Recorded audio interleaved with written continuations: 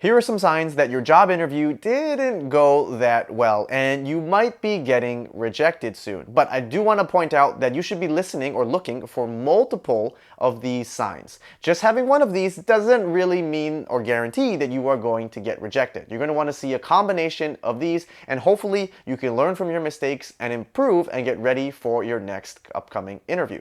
And if you want more career tips just like this, make sure you click subscribe down below because I post weekly career content to help you advance your career.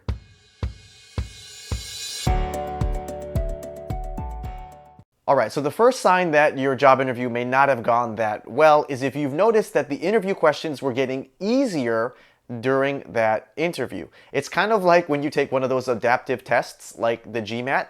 If you aren't doing that well, sometimes the interviewer will try to just make the questions a whole lot easier just so that they can pass the time, and or if they can see if you actually just know some of the fundamentals but aren't ready for more advanced topics or some of the harder interview questions. The second sign that your interview didn't go that well is if your interview obviously finishes a bit early or they don't give you time to ask them questions at the end. This just shows that they have a pretty low investment level and aren't really excited about you potentially joining the team, and they don't really care to answer your questions and are just trying to save some time. Next, if you think back through your interview and you realize that they asked you a lot of follow-up questions for each of your interview questions, that's probably not a sign things went very well. If they're asking you a lot of follow-up questions, then basically it means that they didn't really get what they're looking for and they're trying to give you hints to kind of get to the right answer eventually, which is not a good sign. For example, if they ask you, tell me about the most complex problem that you've solved, and after your answer they say something like, so what was the result of all of this?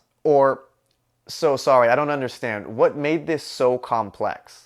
These are the types of follow-up questions that will let you know that you basically missed the mark and you didn't even answer the question to begin with. Next, if you weren't contacted by your recruiter within 1 to 2 business days from when the interview was completed, then it probably means you didn't crush your interviews and you didn't blow them away. Now, I want to caveat this by saying it doesn't mean you're going to get rejected. You could have still passed. You could have still done decently well in the interview. It just means you didn't blow them away and got them so excited that they wanted to contact you right away, and it was a very easy hiring decision to make.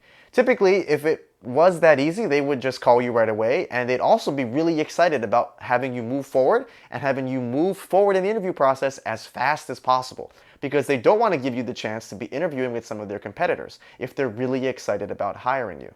Now, of course, as a recruiter, I also want to point out that sometimes we may be getting a little bit lazy, or we may even forget to contact you right away. And so if you don't hear from us within about a week from when you finish your interviews, you should follow up and see if we can give you an update. But it doesn't always mean that you are going to get rejected. Sometimes administrative things comes up, or maybe we just forget to contact you. Another sign that your interview didn't go well is that if they're asking you to do a follow-up interview, or basically they want to reassess a few areas from the previous interview. This is still a good sign because they definitely are giving you a second chance to try and potentially hire you because they see potential in you and they want to give you one more chance to answer a few questions and reassess a few areas that are probably critical for the role.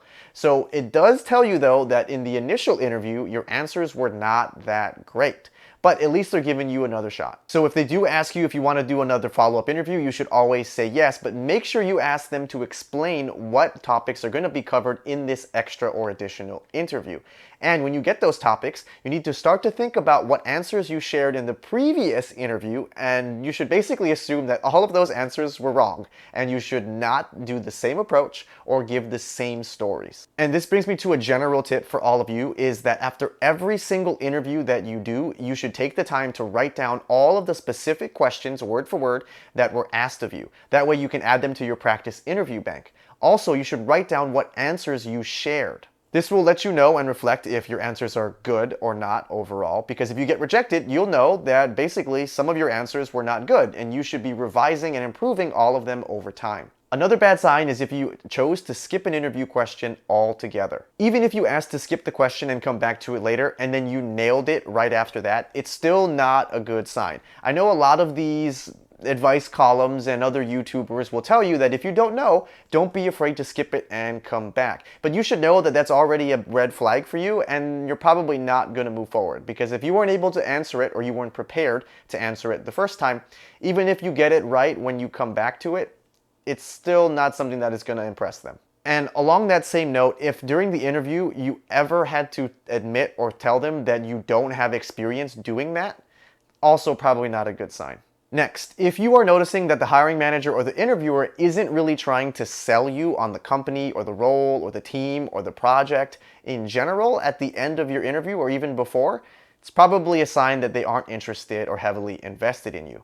And another way to look at it too is if you are asking them questions about the job or the role and they aren't giving you long, detailed answers, or they aren't seeming excited when they're answering your questions, it's not a high level of investment.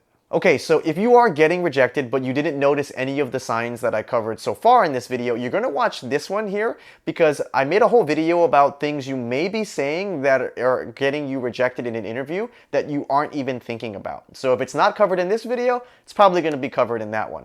And remember, I do have an entire playlist of interview tips, so if you want to make sure you're acing any upcoming interviews, especially during these times where competition is pretty tough and a potential economic recession and tons of layoffs, you're going to want to be as prepared as possible, because interviews are how they're going to choose which candidates they're hiring and which ones they are not. All right, thank you for watching. Again, put any suggestions or questions or ideas for videos in the comments below. I do read them all. Thank you all for watching. Really appreciate your time, and don't be afraid to shake things up.